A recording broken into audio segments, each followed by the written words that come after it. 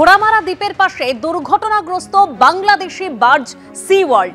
বার্জটি ক্রমশ বুড়িগঙ্গা নদীতে ডুবতে শুরু করেছে, ফলে বার্জের ফ্লাই অ্যাশ নদীতে মিশে যাওয়ার আশঙ্কা থাকছে।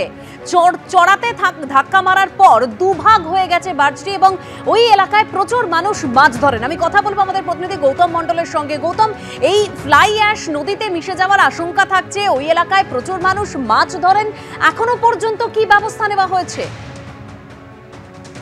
দেখো দেবস্মিতা, গতকাল বিকেল নাগাদ এই ঘটনাটি ঘটে। দক্ষিণ চব্বিশ পরগনার সাগরের পাশেই একটা ঘোড়ামারা বলে একটা ছোট দ্বীপ আছে। সেই দ্বীপের পাশ দিয়ে যখন এটা আন্তর্জাতিক জলপথ, এই পথ দিয়ে যখন বজবজ থেকে ফ্লাই অ্যাশ ভর্তি করে সি ওয়ার্ল্ড নামের এই বাসটি বাংলাদেশের দিকে যাচ্ছিল, সেই সময় এই যে বাংলাদেশি যে নাবিক ছিলেন, পাইলট ছিলেন, তিনি ভুল করে চড়াতে উঠে যাওয়ার পরে এই যে সি ওয়ার্ল্ড যে বাসটি সেটা পাটাতন ফেটে যায় এবং পরবর্তী সময়ে দেখা যাচ্ছে বাসটি একদম দুভাগ হয়ে যায়। একদম মাঝখান থেকে বাসের যে অংশ রয়েছে আড়াআড়ি ভাবে ভেঙে গেছে, একদম ভয়ঙ্কর অবস্থা। এই বাসে 12 জন নাবিক ছিলেন।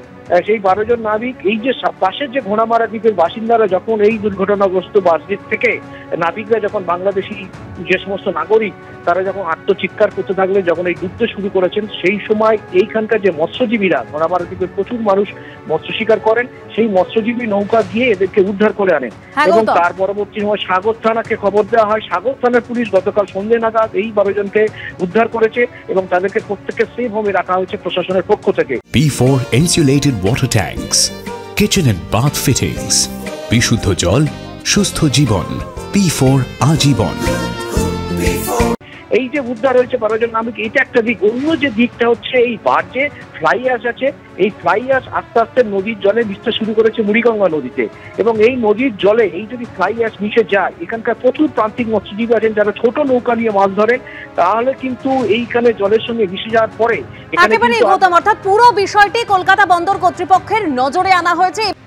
অন্ধ্রপ্রদেশে চিন্তা বাড়াচ্ছে বার্ড ফ্লু। মাত্র একটি জেলাতেই মারা গিয়েছে লক্ষাধিক মুরগি। জারি করা হয়েছে একাধিক নির্দেশিকা, আর এই আবহে প্রশ্ন উঠছে সেই প্রভাব এই রাজ্যে এসে পড়বে না তো? বিস্তারিত তথ্য জানবো সরাসরি আমাদের প্রতিনিধি সন্দীপ সরকারের কাছ থেকে। সন্দীপ,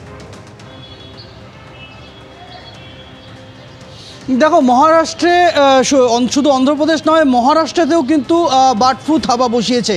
অন্তত 7টি জায়গায় এপিসেন্টার ঘোষণা করা হয়েছে এবং মহারাষ্ট্রতেও কিন্তু এই মুরগি নিধনের কাজ শুরু করেছে মহারাষ্ট্রের প্রাণী সম্পদ বিকাশ দপ্তর।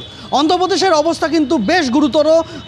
3টি জেলার, অন্ধ্রপ্রদেশের উপকূলবর্তী 3টি জেলার 4টি এলাকাকে রেড জোন ডিক্লেয়ার করা হয়েছে।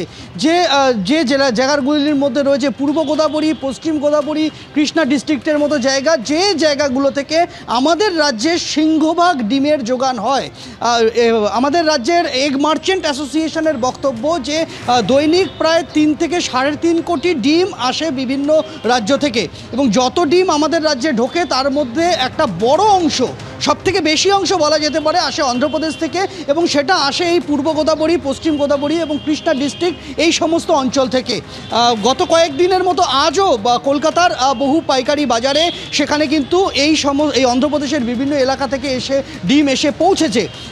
এগ মার্চেন্ট অ্যাসোসিয়েশনের বক্তব্য যে ডিমের যোগান এই বার্ড ফ্লুর জেরে কিছুটা কমলেও এখনও যেহেতু আমাদের রাজ্য সরকারের তরফে কোনো রকম সতর্কতামূলক বার্তা দেওয়া হয়নি, তাই ডিম আসছে এবং সেই ডিম কলকাতার পাইকারি বাজারগুলো ঘুরে বিভিন্ন ছোট ব্যবসায়ীদের কাছে পৌঁছাচ্ছে এবং মানুষজন সেই ডিম ব্যবহার করছেন। সেই জায়গাতে একটা প্রশ্ন উঠছে যে যেখানে এই অন্ধ্রপ্রদেশের এই নির্দিষ্ট যে 3টি জেলার 4টে জায়গাকে রেড জোন করা হয়েছে, যে রেড জোনের মধ্যে মানুষের গতিবিধিকে নিয়ন্ত্রণ করা হয়েছে এই 1 কিলোমিটার ব্যাসার্ধের এলাকার মধ্যে, রেড জোনের বাইরের 10 কিলোমিটার জায়গার মধ্যে অন্ধ্রপ্রদেশ সরকার ঘোষণা করেছে যে ডিম এবং মাংস খাওয়া আপাতত বারণ করা হয়েছে সাধারণ মানুষকে।